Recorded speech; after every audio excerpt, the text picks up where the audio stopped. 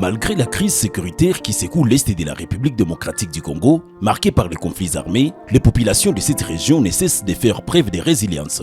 À Goma, les initiatives économiques émergent chaque jour, témoignant de la volonté des habitants de survivre et subvenir à leurs besoins quotidiens. Parmi ces initiatives, l'élevage des lapins connaît un essor remarquable. Ce secteur, en pleine expansion, est porté par M. Justin Bahati Safari, cuniculteur et manager de l'établissement BSF, spécialisé dans l'élevage des lapins à Goma. Récemment, M. Bahati a organisé une formation de 3 jours destinée à encadrer et outiller plusieurs personnes intéressées par cette activité.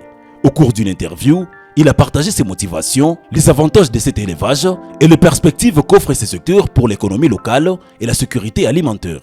Il y a plusieurs avantages. Il y a plusieurs avantages dans l'élevage des lapins.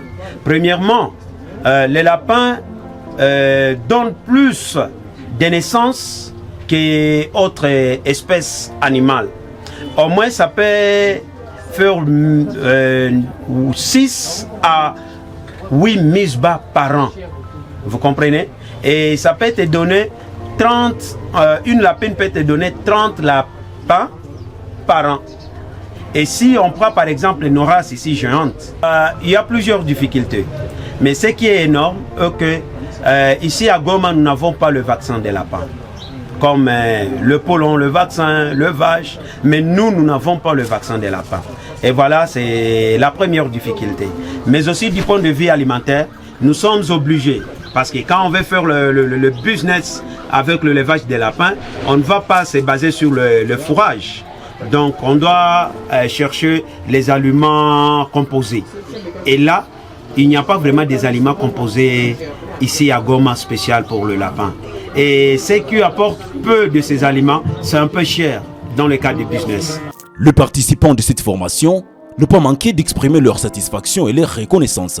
Ils ont partagé ce qu'ils ont appris ainsi que les raisons qui les ont poussés à s'intéresser à cette activité prompteuse. Je n'ai pas seulement appris à élever les lapins, mais aussi à faire de cet élevage un business qui pourra aider les revenus dans les ménages. En fait, avant que je ne puisse me lancer dans la formation, j'avais déjà l'idée. Je me disais si je pouvais faire la cuniculture, cela pourra m'aider à renforcer d'abord les revenus et approfondir une connaissance et appuyer aussi d'autres femmes qui voudront faire aussi cet élevage. J'ai appris beaucoup de choses sur les lapins, sur comment les élever, comment se comporter avec les lapins. Il faut leur apporter beaucoup d'affection pour ne pas qu'ils puissent tomber dans le stress. On nous a aussi appris beaucoup de choses sur le côté sanitaire, l'hygiène que nous devons avoir dans nos clapiers.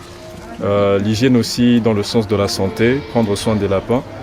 Et bon, en gros, c'est vraiment... J'ai envie de m'émanciper, de vraiment me lancer moi-même, de me prendre en charge par moi-même. Et avec un ami, nous nous sommes dit que voilà, la cuniculture, ce serait un bon départ pour nous deux. Il s'y est à signaler que face à l'insécurité et la précarité, ces initiatives démontrent que la population de Goma refuse de cesser au désespoir. Grâce à des projets comme celui-ci, la ville construit petit à petit des solutions locales, sources d'emploi et d'espoir pour demain. L'élevage des lapins n'est plus qu'un simple passe-temps, mais devient un véritable levier économique pour un avenir meilleur.